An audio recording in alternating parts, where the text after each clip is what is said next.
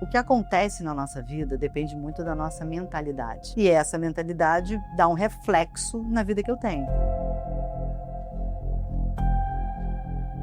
Agora eu vou dividir com vocês a história de uma paciente que ela procura reclamando de síndrome do pânico, ansiedade, sentir muito medo de estar nos locais e uma dependência de ou do pai ou da mãe que estão andando com ela.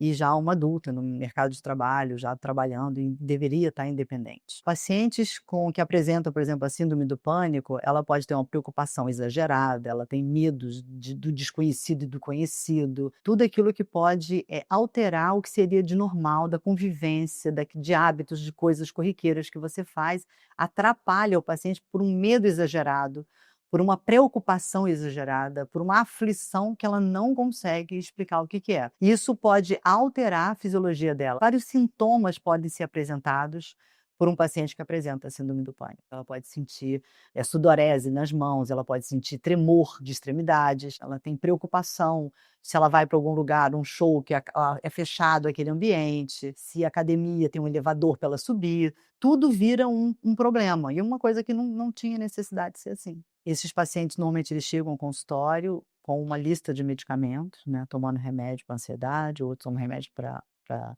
pânico, cada um com os seus medicamentos, né, vindo de uma prescrição de um médico. No caso dessa paciente, ela chegou até mim porque ela conhecia uma outra paciente que já tinha vivido a experiência do meu trabalho e aí indicou essa técnica terapêutica. Quando ela chegou no consultório, eu expliquei sobre o sistema límbico, expliquei como funcionava a mente humana e tudo fez muito sentido para ela. E ela nunca tinha vivenciado ou esse tipo de abordagem. Sempre era uma coisa medicamentosa para o pânico, para o sintoma que ela apresentava, para a ansiedade que ela tinha, ou algo terapêutico, fazendo, por exemplo, técnica de ressignificação, que não mudava o que ela sentia. Todos os médicos acreditavam, e terapeutas que faziam tratamento com ela, acreditavam que o que estava acontecendo com essa paciente hoje tinha a ver com a história do trauma em relação ao que havia acontecido com a irmã dela, mas não foi bem assim. Ela tinha uma irmã, acho que 2 anos, acredito que 2 anos mais velha que ela, as duas estavam numa festinha dessas de play, assim, que tinha uma piscina nesse play. E a irmã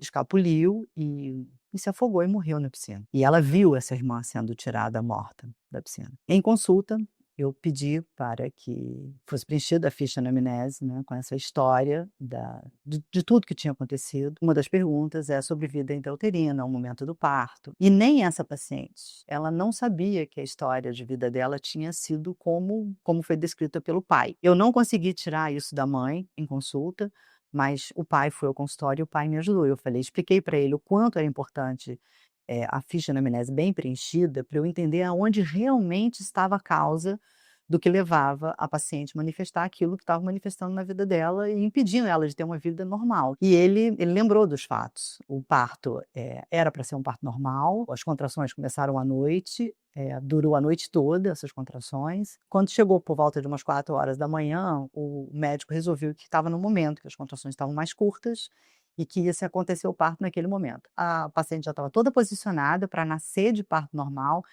quando ele tenta tirar, e ele vê que ele não consegue, ele não conseguia entender o que estava acontecendo, do porquê que a paciente não saía, porque o parto tinha tudo para ser normal. O obstetra, ele resolve mudar completamente essa linha de parto normal, ele percebe que o feto está em sofrimento, e aí ele vai para uma cesariana, ele muda a conduta completamente para uma cesariana, e foi muito acertado, porque o feto estava em sofrimento fetal. Quando nasce, ele já percebe que ela está desfalecida, é a palavra que o pai dela usa, e aí foi feito um procedimento para ressuscitar, coloca ela no respirador, ela fica na UTI, todo o procedimento normal, e dali diante ela teve uma vida normal. Mas no momento do parto, não se sabe por quantas horas esse feto estava sobre realmente um sofrimento. E ali eu entendi que a causa de tudo aquilo que estava acontecendo na vida dela poderia ser a história do parto dela, do dia do parto dela. E isso, no subconsciente do feto, registra como risco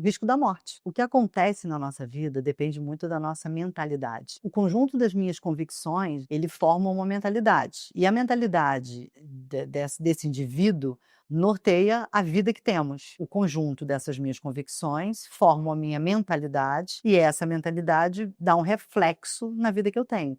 Então, se eu sinto algo que eu não gostaria de sentir ou eu me comporto de uma forma como eu não gostaria de me comportar, ou algo que acontece na minha realidade, eu tenho isso como fato na minha vida, eu não gostaria que fosse assim, eu preciso mudar essa mentalidade, eu preciso mudar o que eu tenho de informação no subconsciente. E a técnica que você muda uma informação no subconsciente é a técnica da compreensão. Entender é uma coisa, ressignificar é uma segunda coisa e compreender é uma terceira coisa. Entender, a gente não precisa viver a experiência e eu posso falar alguma coisa com você e cognitivamente você entende e isso está resolvido. Isso é alguma coisa a nível superficial. A ressignificação, ela é muito usada em abordagens terapêuticas e tem eficácias boas, mas também ainda é no nível mediano.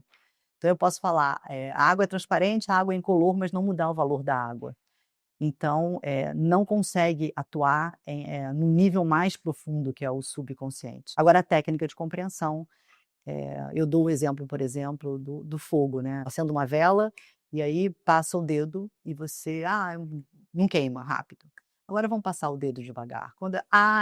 Biologicamente as suas células entenderam, e aí no seu instinto você nunca mais passa o dedo, no fogo devagar, porque você já sabe que queima. Então, não é uma questão de você ressignificar o fogo, é você compreender que o fogo ele serve para você brincar, você pode brincar, mas ele também queima. Por isso que a gente faz a técnica de compreensão. No caso dessa paciente, que todo mundo relacionava a um trauma, que na verdade era um trauma familiar, era uma coisa ali que você via que a mãe tinha dedos para tocar no assunto, o pai ficava emocionado com aquela história. Não era nada disso. Era algo que ela tinha vivido, o risco que ela viveu, né? E, na verdade, a experiência que ela viveu de morte de quando ela estava no momento do nascimento dela, né? Naquele momento seria antes do parto. No caso dessa paciente, eu fiz a técnica de hipnose clínica, fazendo a técnica de compreensão sobre aquele momento do dia do nascimento dela e aquelas horas que antecederam. E hoje a paciente está com a vida normal. Aí ela entra num surto, porque ela pensou, como que eu vou fazer um exame? Para ela fazer um exame de sangue, ela precisa ser internada, quer dizer, uma coisa que já começa um problema.